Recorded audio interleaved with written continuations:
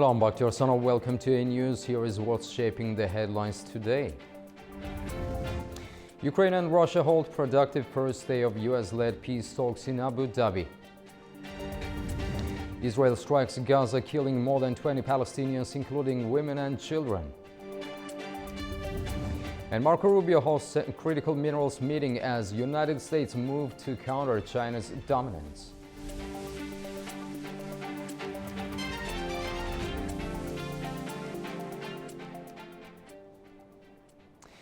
Ukrainian and Russian negotiators on Thursday started a second day of US-brokered talks in Abu Dhabi. It comes as delegates continue to find a way to end Russia's nearly 4 years war on Ukraine. Officials from Washington and Kiev say the discussions have been productive so far. The first day of the second round of talks between Ukraine, Russia, and the United States aimed at ending the war in Ukraine were described as productive in Abu Dhabi.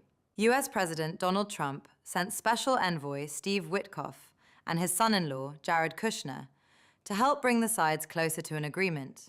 Despite the two sides remaining far apart on key points after several rounds of talks with US officials, Secretary of State Marco Rubio says they're committed to finding a compromise. The good news is that for the first time in a very long time, we have technical military teams from both Ukraine and Russia meeting in a forum that we'll also be involved with, and our experts. I don't want to say talks alone are progress, but it's good that there's engagement going on. Our goal is to remain committed. We've committed a year to this. We think we've made real progress. The head of the Ukrainian delegation, Rustem Umerov, said on social media that Kyiv's goal was to achieve a just and lasting peace. He described the negotiations as substantive and productive, adding that the talks focused on concrete steps and practical solutions. In Moscow, Kremlin spokesman Dmitry Peskov said Russia would not issue any statement on the outcome of the trilateral talks. He said Russia's position on Ukraine was already clear and well understood by both Kyiv and US negotiators. Ukrainian President Volodymyr Zelensky followed the talks closely from Kyiv. He posted photos of Ukraine's negotiating team ahead of the new round of meetings. In his nightly address, Zelensky said the talks must lead to real peace. Partners must be ready to ensure this with real guarantees. Security guarantees and real pressure on the aggressor. It must also be felt now. People in Ukraine must feel that the situation is genuinely moving toward peace and the end of the war, not toward Russia using everything to its advantage and continuing attack. These talks are due to run for 2 days. A previous meeting of the Trilateral Working Group on Security Issues was held in Abu Dhabi in January. It was the first trilateral engagement since the conflict began in February 2022. Russia says it has pushed deeper into Ukrainian defensive lines on Wednesday. Ukraine says it has repelled Russian attacks from multiple fronts. Meanwhile, Ukrainian President Volodymyr Zelensky spoke about the amount of civilian lives lost. During the last 24 hours, Russia's defense ministry says its forces have struck targets in 153 areas in Ukraine. These include military fuel and energy infrastructure, long-range drone storage and launch sites. Authorities say they had downed 139 drones and that its forces had taken control of 2 settlements in the Donetsk and Zaporizhzhia regions. In an interview with France 2 TV on Wednesday, Ukrainian President Volodymyr Zelensky spoke about the losses of the war. In Ukraine, officially, the number of soldiers killed on the battlefield, either professionals or those conscripted, is 55,000, and there is a large number of people whom Ukraine considers missing. Meanwhile, Ukraine's authorities reported that there were 153 clashes along the front line in the past 24 hours. Ukrainian forces say they've repelled Russian assaults from multiple fronts and shot down 1,355 drones. They also say that Ukrainian missile and artillery units struck 1 Russian personnel area, 4 command posts, 1 air defence system and 9 artillery pieces. The Kremlin said on Thursday that Russia would maintain a responsible approach to strategic nuclear stability as its last arms control treaty with the United States expires. Kremlin spokesperson Dmitry Peskov stated that the New START agreement, which sets limits on missiles, launchers and strategic warheads, would cease to be enforced by the end of the day. He added that Moscow views the treaty's expiry negatively and noted that Russia had proposed a one-year extension, to which the United States did not formally respond.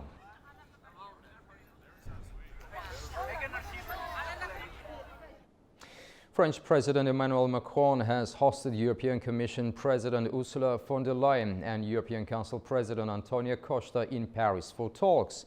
The private discussions at the Élysée Palace focused on laying the groundwork for an informal leaders' summit scheduled for February 12th, with an emphasis on boosting EU competitiveness.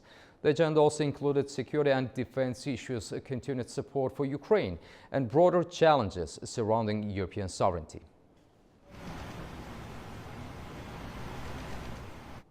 Germany's Chancellor Friedrich Merz is in Saudi Arabia on the first leg of a 3-day Gulf tour as Berlin looks to reshape its energy and foreign policy strategy. With Russia out of its as a gas supplier and concerns growing over dependence on the United States and China, the visit signals a push to secure new energy partners. Our correspondent Anita Sharma has more. Welcome to This Day in Europe, as the German Chancellor is in Riyadh as part of a 3-day tour of the Gulf region. Friedrich Merz leads a delegation that will also visit Qatar and the United Arab Emirates. The EU's largest energy consumer stopped importing cheap Russian gas after Moscow's invasion of Ukraine made energy dependence on Russia a strategic and political liability, forcing Berlin to cut ties and seek alternative suppliers. Merz told reporters this is a priority in light of, quote, politics increasingly being determined by major powers.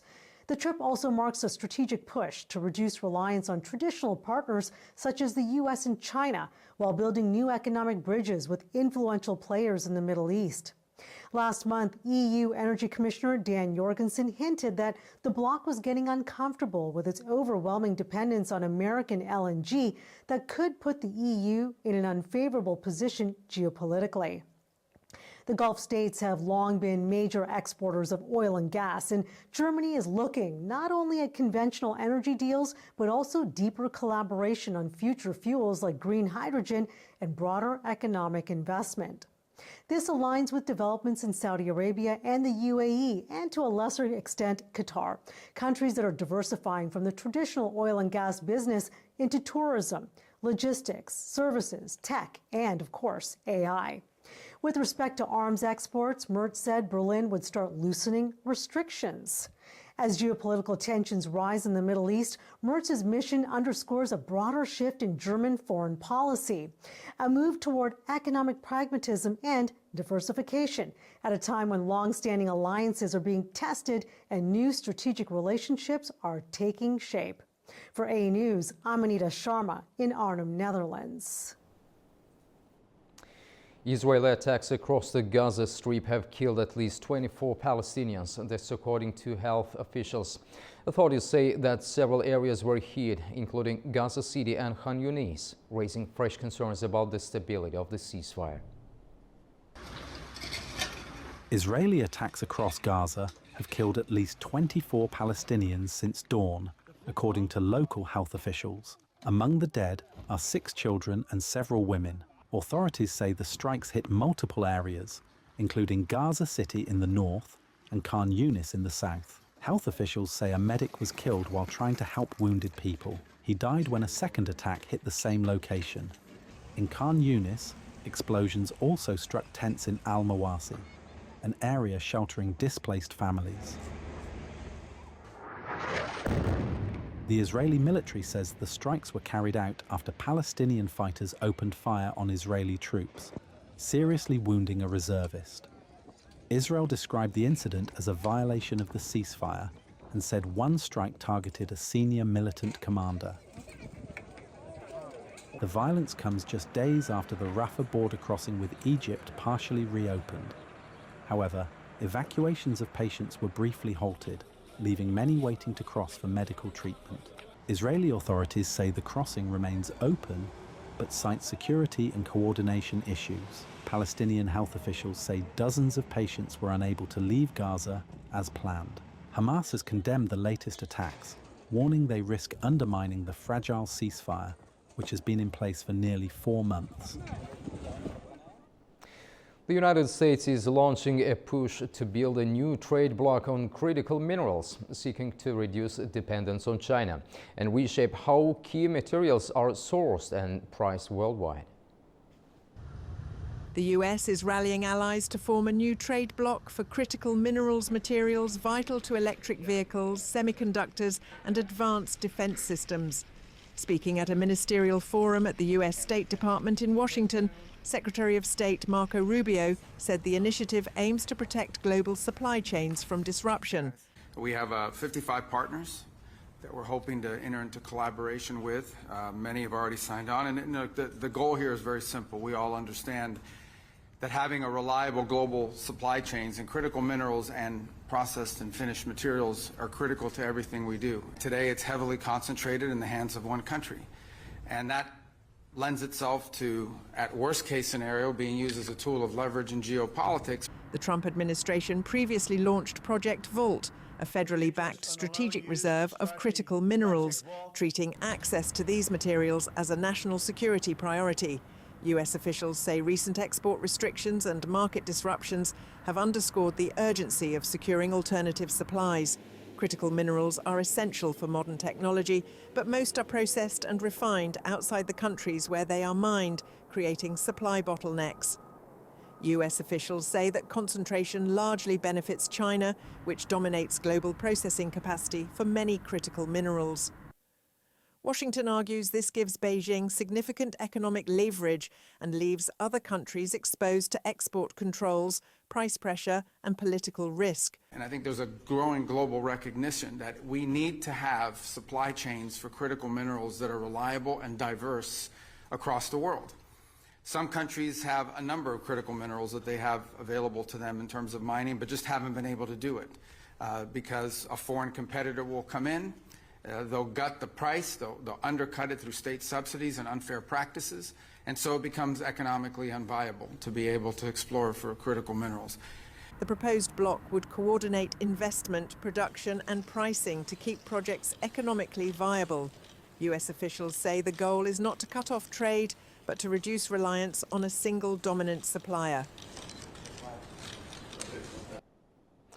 The United States and Argentina have signed a framework agreement to strengthen cooperation on critical minerals.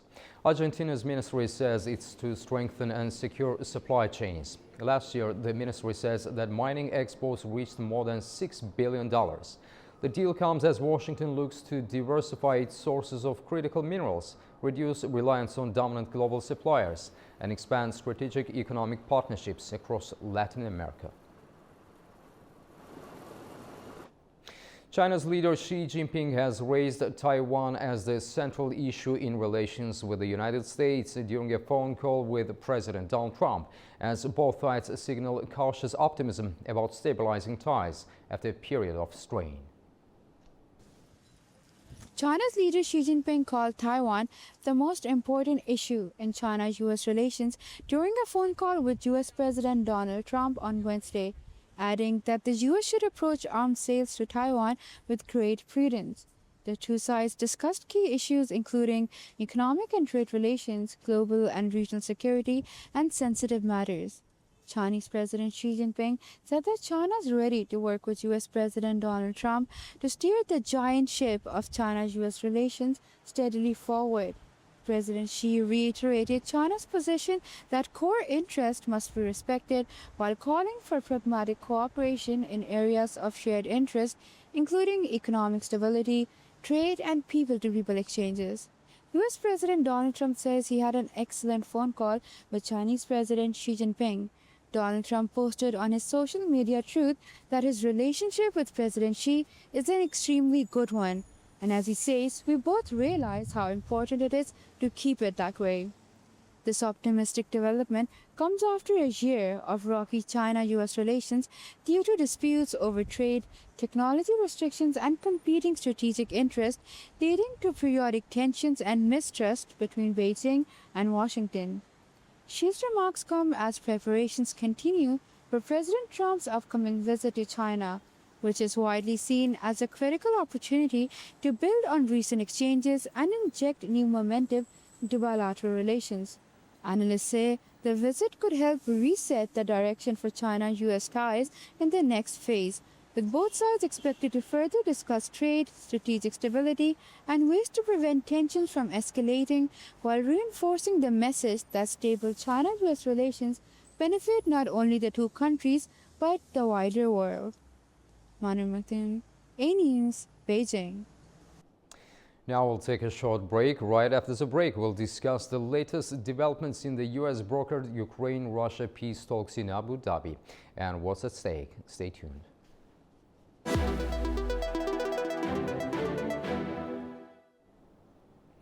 Welcome back to A News. Today marks the second day of U.S.-brokered trilateral negotiations in Abu Dhabi between Ukrainian, Russian and American officials aimed at finding a way to end nearly 4 years of war in Ukraine.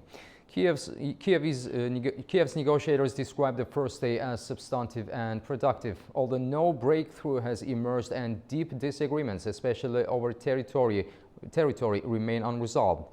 Despite diplomatic efforts, Russian strikes continue on Ukrainian civilian infrastructure and energy facilities, compounding a harsh winter for millions of Ukrainians. President Volodymyr Zelensky has also indicated that Kiev expects a prisoner exchange in the near future as part of confidence-building measures, even as the core issue, control over territory, particularly in the Donbas, remains a key sticking point. Washington has publicly expressed optimism over progress, but has not provided specifics on any compromises.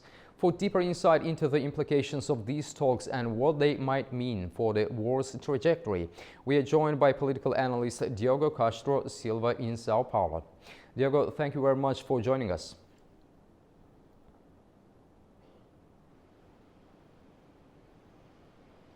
Diogo, do you hear me? Yes, I hear you perfectly. Thank you very much for joining. So, Diogo, first of all, what should we make of Kiev's description of the first day of these Abu Dhabi talks as productive? How significant is that word in diplomatic terms? Well, not that much, I would say. One must understand that both Russians and Ukrainians are in a way performing for Donald Trump. So each one of them doesn't want to portray itself as a spoiler of the talks. So I would expect that both of them would classify the talks as productive, but in the end, that does not mean anything in substance. Diogo, one of the central issues remains territory, especially Russia's demands around Donbas and Kiev's insistence on freezing the front line. How centered are these positions, and is there any realistic path to compromise? I don't see that much outside of the battlefield, because one must understand first why Russia is insistent on these territories. And in my view, there are three reasons for that. The first, and this in order of importance, the first is that if Ukraine is forced to surrender territories that have not been conquered by the force of arms, it will be a poison pill inside of Ukrainian politics. And I would say it would be not only a poison pill inside Ukrainian politics, but it will also be a poison pill in the relation of Ukraine with the West, meaning if Ukraine feels it was forced to surrender territories that have not been conquered by the force of arms. And one must remember that these territories are subject of a conflict that goes back to 2014. So for 12 years, Ukraine has defended these territories. And furthermore, with the populations that are in it, because territories is not an abstract notion, it's people as well. That's the first. Second, these territories are a fortified line. So if Russia occupies them, another conflict down the line, which is perfectly in the realm of possibilities, Russia will have a much easier path to go west and to conquer more territory. That is a second reason. And a third is obviously inside of Russia, Putin wants to have a win. I would say is the third reason and least important, because basically Putin can spin anything, but in any way, this would provide him as a symbolic victory. To what extent do you think the United States is shaping the agenda in these talks, and is Washington effectively balancing its roles as mediator and ally of Ukraine? No, I don't think so. Although I think the situation has improved slightly, but U.S. position continues to be a bad deal is better than no deal. So an insistence of having a deal without a bad deal even for Ukraine, because they want to be seen as they brokered a peace deal, although how flawed that peace deal is kind of irrelevant. And the insistence of normalizing relations with Russia. I would say that Trump has been more constrained by domestic politics in this sense, and basically, especially the Republican senators, than anything else. Otherwise, I would feel that the position of the U.S. would even be more pro-Russia. And then the talks are kind of like the movie Groundhog Day, because the strategy is always the same. In the end, it's always trying to pressure Ukraine to surrender the territories. And there is very little pressure on Russia because the U.S. is not doing any of that part. So, and we keep banging in the same wall, because for the reasons I replied to you in the previous question, Ukraine, I see it very difficult that Ukraine will surrender these territories just like that. So we have this stalemate in the talks that, in my view, will persist because the strategy is always the same. Yoko, Russian forces continue strikes on Ukrainian energy infrastructure. How does continued fighting, especially in winter, affect both diplomacy and the humanitarian situation on the ground? Oh, the humanitarian consequences are huge because obviously it's the middle of the winter and it's energy that has been impacted. But like all previous, the track record of bombing civilian infrastructure and civilians as a way to change a political outcome does not bear success in history, because if anything, people less likely to surrender, they grit it out, because this is the track record, Second World War, even after Iran-Iraq war. So this kind of strikes do not change a political outcome, which is in fact what Russia is aiming at. But of course, in the meantime, they impose a heavy toll in the economy and in the humanitarian situation in Ukraine. Yoko, in your view, how has the international context, including pressure from European governments and sanctions, influenced the dynamics of these talks?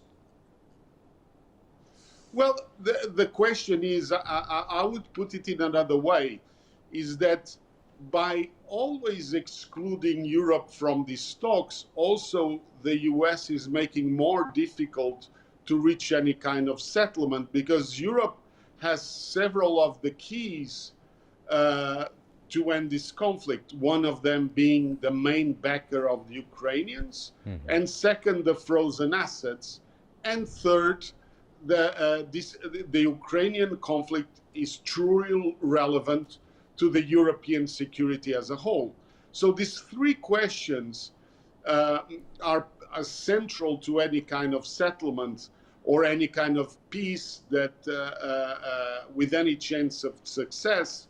And Europe has been holding these cards and will not budge unless also its concerns are included. And these concerns are not only specific to Ukraine, as I mentioned, but is also has to be seen in the framework of European security, because one must remember this European Union is not only, it's not like in the past that it was just Western Europe. Today it has countries that feel very acutely Russia, the Baltics, the Nordics, Poland, Romania. So it's very hard, the Europeans not being included. This is one additional factor that prevents also any success of the talks, because this is basically US doing it alone. Diogo Castro Silva, thank you very much for your expert analysis and insights. We truly appreciate your time and perspective. Thanks a lot. You're welcome. Now, after the break, we'll take a look at the major stories from the region.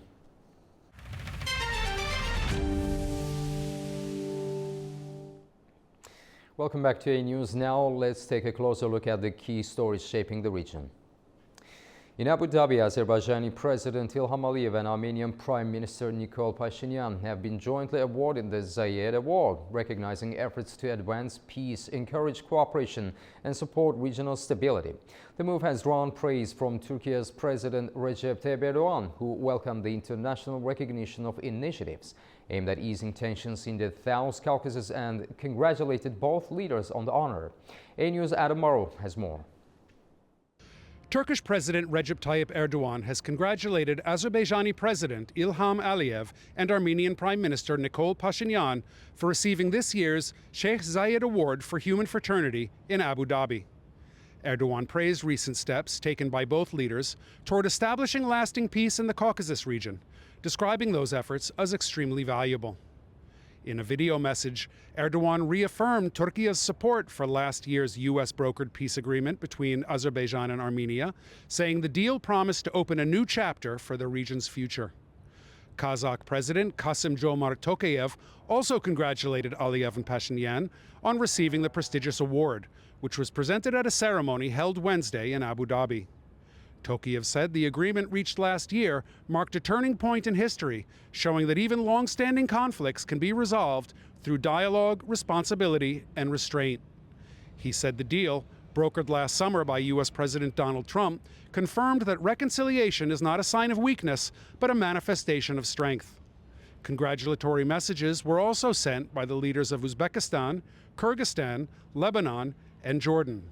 Launched in 2019, the Sheikh Zayed Award for Human Fraternity recognizes major contributions to the promotion of peace, mutual understanding, solidarity, and coexistence among peoples and cultures. This is Adam Morrow for A News in Istanbul, Turkey. A U.S. delegation has arrived in Armenia to begin preparatory work on the TRIP infrastructure project, including the development of a feasibility study. The U.S. Embassy in Armenia said the visit is being carried out by a team from American engineering and consulting firm AECOM, representing the U.S. State Department's Global Infrastructure and Investment Partnership Fund. The project scope includes a technical and economic feasibility assessment and proposals for the construction of railway lines and related infrastructure. The initiative aims to support Armenia's long-term economic growth, strengthen its transport network, and promote regional integration. The Baku Military Court has delivered verdicts in the trial of Armenian citizens accused of war crimes, crimes against humanity, and acts of aggression committed during Armenia's military actions against Azerbaijan. 5 defendants were sentenced to life imprisonment, while others received long-term prison sentences. Life sentences have been handed down to 5 Armenian nationals, with 2 others receiving 20 years terms. The verdict follows allegations of war crimes and crimes against humanity during the Armenia-Azerbaijan conflict. The sentences were delivered at the Baku military court, marking a key moment in the trial of the accused. 5 defendants, Araik Harutyunyan, Levon Manatsakanyan, David Manukyan, David Ishkanyan and David Babayan, were sentenced to life imprisonment following prosecutors' recommendations. 2 others, Arkady Gukasyan and Bako Sahakyan, received 20-year prison terms. In both cases, life imprisonment could not be applied due to age restrictions under Azerbaijani law. Another defendant, Madat Babayan, was sentenced to 19 years in prison. Prosecutors had proposed a 20-year term, and during the proceedings, Babayan reportedly acknowledged his involvement in the Khojaly genocide as part of the Armenian armed forces. The accused faced a wide range of charges under Azerbaijan's criminal code, including planning and carrying out an aggressive war, genocide, violations of international humanitarian law, terrorism, and financing of terrorism. The cases concern alleged responsibility for Armenia's military actions in Azerbaijan carried out through coordinated command structures. A total of 15 Armenian citizens were involved in the trial. Officials say the verdicts mark an important step in addressing alleged crimes and reinforcing accountability for conflict-related actions. Georgia and the United States have held a rare high-level meeting in Washington, reviving cautious discussion about the future of bilateral relations after years of political stagnation. While the Georgian government presents the talks as a signal of renewed dialogue, opposition parties remain skeptical, questioning whether the meeting marks any real shift in U.S. policy toward Georgia. Deputy Foreign Minister of Georgia, Lashed Arsalia, met with U.S. Assistant Secretary of State Brendan Hanrahan during a working visit to Washington. According to Georgia's Ministry of Foreign Affairs, the talks focused on bilateral relations, regional developments, and future cooperation. The U.S. side reaffirmed its unconditional support for Georgia's sovereignty and territorial integrity. The Georgian government describes the meeting as a step toward resetting relations. Prime Minister Irakli Kobakhidze said Georgia is ready to turn the page, proposing a renewed strategic partnership built on what he called a clean slate and a concrete roadmap. He emphasized that working-level cooperation between the two foreign ministries continues even as political relations remain, in his word, in waiting mode. However, the meeting was closed to the press and no independent details have been released by the U.S. side, leaving Georgia's official narrative as the primary source of information. Opposition parties remain unconvinced. They argue that the meeting does not signal a policy change in Washington and say that the United States, as a democratic state, has little incentive to deepen ties with a government they accuse of pursuing an anti-democratic and pro-Russian, pro-Chinese and pro-Iranian course. Once considered Washington's closest and most reliable strategic partner in the South Caucasus, Georgia has found itself increasingly sidelined in recent years. Under the Biden administration, the U.S.-Georgia strategic partnership framework was effectively frozen, high-level political dialogue stalled, and Georgia was excluded from several key regional and international initiatives led by Washington. Nini Nikolaishvili, Tbilisi, A-News. Central Asia's drive to attract foreign investment is gaining momentum as regional leaders and U.S. partners weigh new opportunities in resources, finance and connectivity. From Bishkek, our correspondent Fariza Kalamurzina reports. The B5+1 Business Forum has concluded here in Bishkek, focusing on Central Asia's economic potential and cooperation with the United States. Discussions highlighted the region's large domestic market of more than 80 million consumers, its strategic position between Asia, Europe and the Middle East, as well as investment, access to technology and integration into global markets, with particular attention to natural resources, including critical minerals. The Business Forum underscored Central Asia's importance in critical minerals, noting Kazakhstan holds over 30 of the 60 rare earth elements vital to the US. As President Donald Trump plans a strategic mineral reserve, Kyrgyzstan is also gaining attention with over 200 million tons of critical minerals across more than 1,000 deposits. In the midterm or the near term, it will be hard to compete with China, as they have all the expertise in the critical mineral processing, production, and of course, transforming that commodity into the batteries, the product that is needed for the cars, for the wind turbines, for the battery-based energy storage facilities. But there is a gap in the U.S. presence in Kazakhstan, but at the same time, I'm sure there is a space for every company to get engaged and get their first step into this sector. The forum also addressed financial sector challenges, noting that Central Asia's engagement with the United States depends on banking stability, risk management, and access to international correspondent banking. For example, in the banking sector, there needs to be more risk management in the commercial banks. That's one thing. Another thing is that here in Kyrgyzstan and other Central Asian countries, there is a problem with correspondent banking. Countries have been struggling because they lost their corresponding relationships. So they need to make some changes and be able to obtain those correspondent banking relationships once again. Issues in the banking sector have also brought attention to the broader regulatory environment in Central Asia. We need to simplify our legislations between Central Asia countries. We need one, understandable rule, how can foreign investor enter to our market. Because every Central Asia, each market, it's not interested for foreign investors. But big Central Asian market, very interested for investors, especially from fintech, e-com, and venture market capital. U.S. companies were actively engaged at the forum, exploring potential projects in Kyrgyzstan and highlighting Washington's interest in developing regional transport connectivity alongside existing China-led railway initiatives.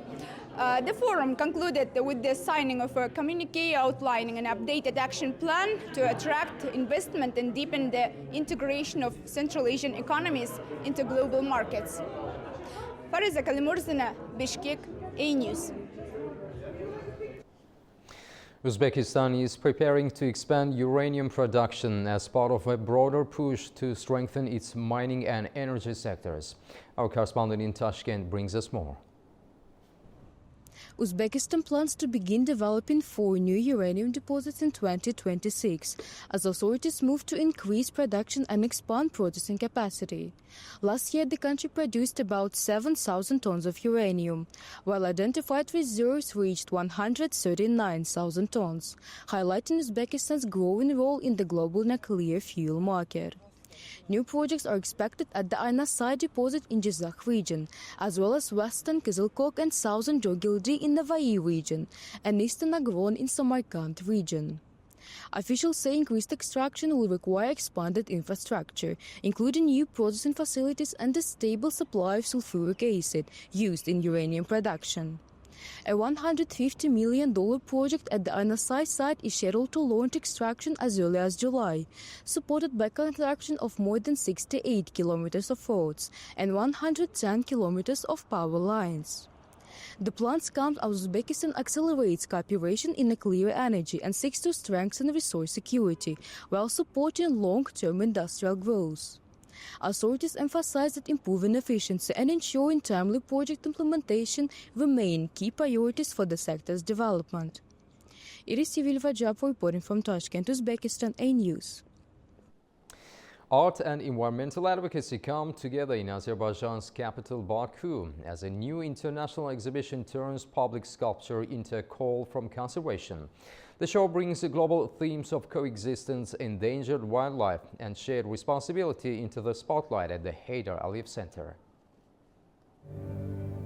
Using art as a quiet alarm, a new exhibition in Baku draws attention to wildlife and environmental responsibility. The artworks examine coexistence through storytelling and the contemporary public art. On Wednesday, a major exhibition opened at the Heydar Aliyev Center in Baku. The show, The Superheroes of Wildlife, features the recurring figures Rabbit Woman and Dog Man. These characters are presented as companions who symbolize acceptance and coexistence. The creators of the exhibition, British and Australian artists Gilly and Mark, are known internationally for public artworks shown in more than 250 cities.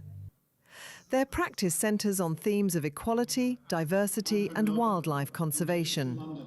I think what's really important is that when people see the wildlife sculptures, they touch the wildlife sculptures, they get up close and they form a connection.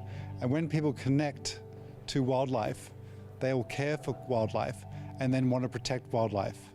And we go around the world studying animals, painting animals and drawing animals. And so all the animals you see in our sculpture are from real life. You know what, we were blown away when we were invited here. It was our dream to come and exhibit in this amazing center, the Heydar Aliyev Center. And we were just telling someone the story yesterday that 10 years ago, we used to do mock-ups of our sculpture in front of this building, except we didn't know that this building was here. And now today, the dream came true and our sculptures are in this amazing building, in this amazing country, which we are absolutely loving, aren't we, Mark? Yes. It's just beautiful. Yes. In his remarks, the director of the Heydar Aliyev Center, Anar Alakbarov, drew attention to the Caspian Sea seals and said that discussions had been held with the artists on creating a work dedicated to the conservation of this species. The exhibition, which will continue for a year, combines sculpture, painting and immersive elements. It focuses on endangered animals and the need for environmental protection. Interactive works are used to raise awareness and support conservation efforts. The project positions public art as a tool for social engagement and global responsibility. Now we'll take a short break. Right after the break, we'll discuss the possible reopening of the Turkish-Armenian border and its impact on regional connectivity in the South Caucasus. See you shortly.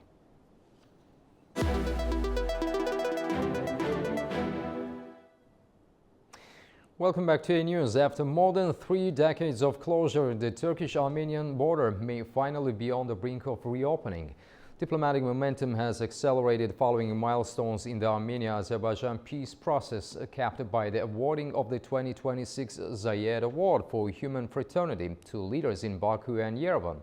Analysts now suggest that a partial reopening of the border, possibly as early as March, could mark a turning point not only for bilateral ties, but for regional connectivity across the South Caucasus.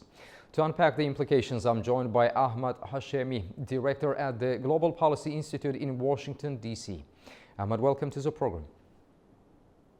Thank you. Thank you for having me. So, Mr. Hashemi, analysts suggest a partial opening could happen as early as March 2026.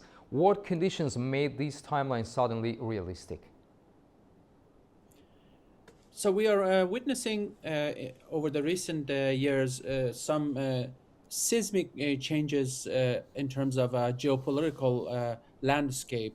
And those are some conditions that pave the way for this potential reopening of the borders between Armenia and Turkey, as well as Armenia and Azerbaijan. If I want to mention quickly some of these geopolitical changes. For example, we are witnessing that Russia, as Armenia's main backer, main supporter, is now stuck in a situation that is very similar to a Soviet situation in 1980s, or U.S. situation in Southeast Asia. So this is one factor that Armenia feels that it doesn't have the external support to continue, let's say, its aggression or its occupation. Another factor is Iran factor, again, very important ally of Armenia. And we see that after the 12-day war with Israel and the US, Iran is not in a situation to support Armenia and Armenia's intentions, ambitions to land grab in Azerbaijan. Another factor, we see that even in Armenian society, we feel like there is this fatigue when it comes to war. They don't want war anymore, any longer, especially after the defeat in their Second Karabakh War. They want to be in peace with their neighbors. And the good news is that there is this extended hand on the side of Azerbaijan and Turkey, and that's why we see this progress in this rapprochement in this relationship. And also, we shouldn't forget that in this the whole picture, the geopolitical landscape, Azerbaijan's army, Azerbaijan's diplomacy played a significant role. If it wasn't Azerbaijan's military victory in Second Karabakh War, we wouldn't have to witness this current juncture. Mr. Hashemi, to what extent did the Armenia-Azerbaijan peace milestones and the Zayed Award change Ankara's strategic calculus? So Zayed Award, for sure, it's a factor. It's an important factor. Politicians, countries need carrots, need encouragement. And for example, we see that in the case of the United States, President Trump tries hard to receive the Nobel Peace Prize, and he has done a lot of foreign policy adventures within that framework, receiving the award, Nobel Peace Prize. The same is true when it comes to the leaders in South Caucasus, Azerbaijan and Armenia. Of course, this award and other positive developments in recent months and recent years, they are building momentum in the direction of the hopefully a long-lasting peace and stability and rapprochement in the region. So what does a partial reopening actually look like in practical terms? So first of all, it's important to highlight that both leaders of Azerbaijan and Armenia and Turkey, but especially Armenia, they have come to a conclusion that we should avoid the all or nothing approach. This is a maximalistic, this is a perfectionist, this is an unsustainable approach that will not succeed. They understand that we need to start from somewhere and build upon that, and that the partial reopening, it's a right step. It's the first step, but one of the major step in the right direction. This allows the countries in the region to establish a ground for long-lasting peace and stability, and then expand upon that. So how important is the potential restoration of the Gümrük-Kars Railway for regional trade and logistics? It's very important in terms of full normalization. If we have a look at the other integration, let's say regional integration and peace building efforts, maybe the most prominent one is the European Union after the World War II, the most devastating war in the human history. But then they decided to start with economic cooperation. This economic cooperation led to a full integration, a full union that is now we call it the European Union. The same thing, the same model can be implemented in the South Caucasus or in Anatolia, in this region. First, the nations decide to reopen their border, decide to expand, boost their economic ties, the trade, the railways, and then they see the fruit, the result of this rapprochement or peace-building efforts, the people, the middle person, the average, let's say Armenian, they see that their economy now is booming. They see the outcome, the result, and that's how usually peace and reconciliation is built, whether it's in Europe or any part of the world. Ahmad Hashemi, thank you very much for talking to A News and for your insights. We truly appreciate your time and expertise. Thanks a lot. Thank you for having me. That's the news for this hour. Stay tuned to A News for more updates. Thank you for watching.